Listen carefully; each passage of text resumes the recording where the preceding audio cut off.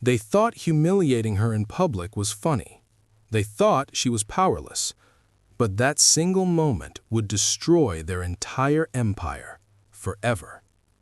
Nora Morton had spent her whole life believing that success would protect her. She worked hard, earned everything honestly, and built her own name, a respected black woman in a world that never wanted her to win. Her father used to tell her, "Respect everyone, but never let anyone wipe their feet on your dignity." She carried those words everywhere. So on the night she attended a high-profile charity gala, she didn't expect trouble. She dressed in a simple, elegant black gown. She wasn't the richest woman in the room, but she was certainly the most determined.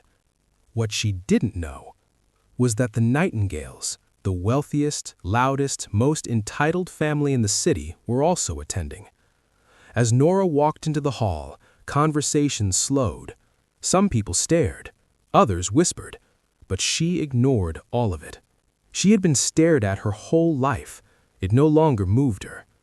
She took a seat, waiting for the program to begin.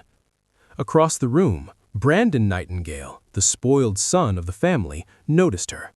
He wasn't used to seeing confident women who didn't worship him. To him, a woman like Nora didn't belong at the same table. His mother leaned in, whispering loudly, "These charity events let everyone in these days." They laughed. Nora heard it, but kept her composure. When it was time for the guests to mingle, Nora stood up and walked to the refreshment table. That's when Brandon followed her, with a wineglass in his hand, a smirk on his face, and a phone recording. He stepped in front of her. "Nice dress," he said sarcastically. Nora gave a polite nod, trying to walk past, but he blocked her path. "Let me help you add some color." Before she could react, he poured the entire glass of red wine down her dress. Gasps filled the room.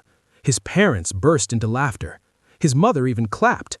His father whispered, "That's our boy." Brandon grabbed his phone tighter, filming her discomfort like a joke.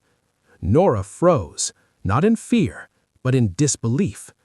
The entire hall stared. Some laughed. Some looked away. No one stepped in. She held her breath, forcing down the humiliation burning in her chest. Then, Brandon mockingly bowed and walked away, leaving her there, stained, embarrassed, and alone. But Nora wasn't angry. Not yet. Because she understood something they clearly didn't. Power isn't loud. It isn't rude. It isn't inherited. Real power moves in silence. The next morning, the Nightingale family woke up expecting another ordinary day.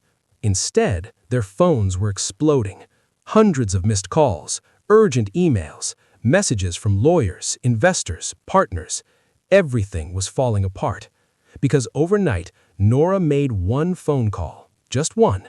And in that single call, she canceled their upcoming $650 million merger, a deal the Nightingale empire desperately needed to stay afloat. Her signature alone killed it instantly. The conference room filled with panic as Brandon's father shouted, "Call her, fix it, apologize if you must." But Nora wasn't picking up. Other companies followed her lead. Investors withdrew. Creditors demanded answers. Clients started walking away.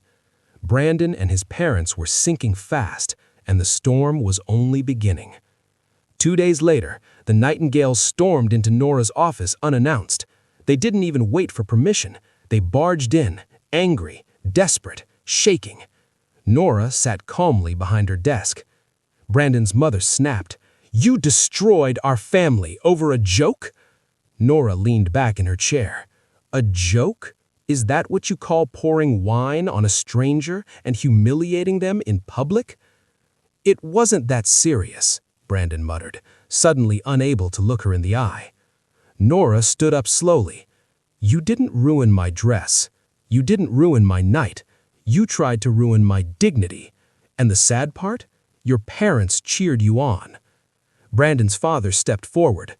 "We can fix this. Just restore the deal. We're willing to." Nora raised her hand. "No. You had your moment. Now I'm having mine." Silence filled the room.